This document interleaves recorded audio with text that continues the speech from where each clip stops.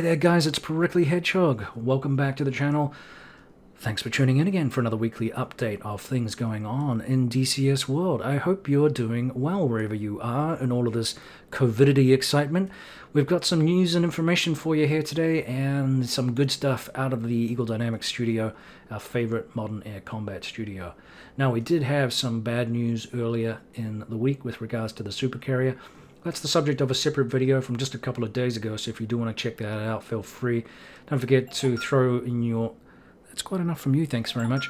Don't forget to throw your comments in the comments below the video, either on this one, or if you have an opinion about the other supercarrier video. So yeah, disappointing. Obviously, they had some issues with the multiplayer functionality, so for now, the supercarrier is on hold, if you were expecting that module. Hopefully, it comes to see the light of day here soon, so we can launch and land from the carrier and do our yanking and banking as we try to get ourselves into position for a spot to land in this, what looks like a really good module, and hopefully we'll add another degree or another layer of immersion, which is what makes this game so great, and I use that word a lot, immersion.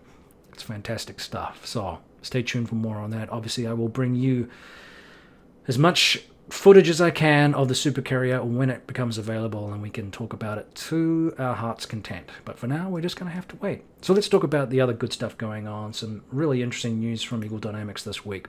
Firstly, they're offering a free-for-all event. It starts on the 19th, and you are welcome, they say, to try any and all of their products, except campaigns, for free and without limitation for 1 month. That's a great deal.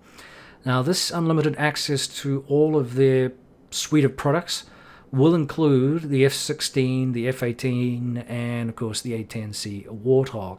And their theme here is to try to take your mind off things while you, for a while, and it gives you the opportunity to try something new and to own it for 50% or less than the normal price. There is a caveat. Looks like not all of the modules will be on sale here, so stand by. Now, as part of that contribution, and they know it's a small contribution to your personal lives, we hope you'll take full advantage of the offer and make it help the time fly by. Nice little pun. Okay. So in addition to that, they're also going to be donating 10% of their profits to Children First, which is a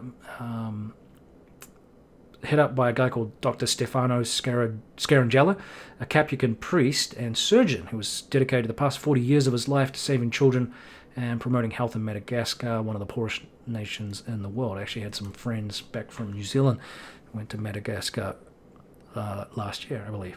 Now, I am drinking a beer here too, so excuse me if I take the occasional slurp. This is a Southern Tier beer, and it is a dark imperial ale, 7.5% alcohol, so it's got a little bit of a kick to it. Cheers. Yeah, it's Friday. I decided I needed a beer, and I went ahead and opened one up. So I hope you can join me while you're listening. Now, so that's cool. They're going to donate some money there, and if you're interested in checking out that charity and learning a little bit more about it before you do decide to donate through, I guess, buying a module, www.childrenfirst.fund. So, if that's your bent. Alright.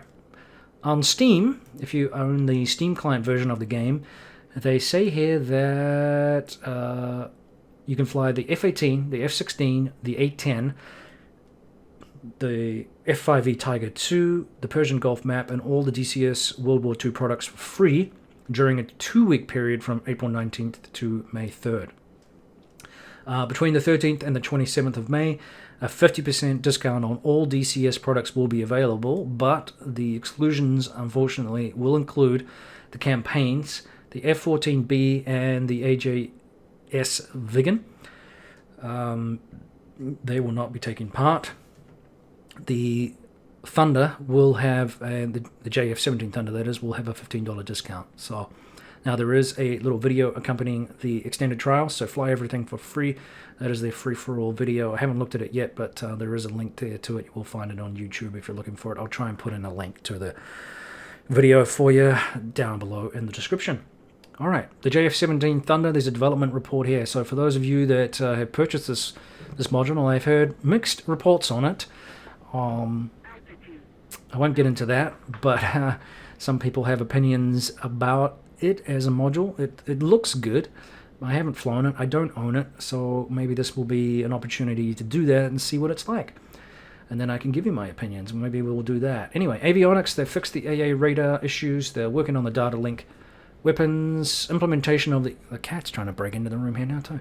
Implementation of the Eagle Dynamics API will allow optimized loft trajectory for SD-10s. The Type 200 anti-runway bomb will be the last weapon added to the F16 in the near future. And there are some development screenshots. Assets Pack upgrade, improvements to World War II. Here's a big one. This week, one of our milestones was to deploy and update the World War II Assets Pack for DCS World. The enhanced Assets Pack delivers more weapons, AI aircraft, support units, and armored cars, and tank busters. That cat, honestly. We'll pause here. Alright, that's what happens when a 17-pound cat tries to... Oh, he's found a spot in the sunshine to find respite. Alright, apologies. Alright, so as I said, one of their milestones was to deploy and update the World War II Assets Pack for DCS World. They predict German planes in response to threats coming from the channel. This improvement takes advantage of our latest textures and AI weapon technology to provide highly realistic representations of previous World War II operations, which is really cool. DCS World War II Assets Pack is also available as part of the free-for-all event too, so here we go. This is what we have. So we have the Junkers 88A4 torpedo bomber aircraft, the A-20 medium bomber aircraft, the Stug 3 assault gun, the M10 tank destroyer, the Mark 8 Centaur 4 cruiser tank, the Elephant heavy tank destroyer, the Mark 4 Churchill 7 infantry tank, the M8 Greyhound armored car, the 8.8 Flak 41 anti-aircraft gun, a nasty piece of equipment, Flak Scheinwerfer 37 Searchlight. Whew. Gotta love the German. V1 launching ramp as a static object, and the Schnellboot S100 class, and the U-boat Type 7, of course. So you can see more from that if we go to the update. So we'll see what we have here from the updates page in more detail. I'll throw up some pictures there for you, just so that you can kind of see some of the things that are going on. Looks lovely. The U-boat looks really cool, I'm not going to lie. That's really cool.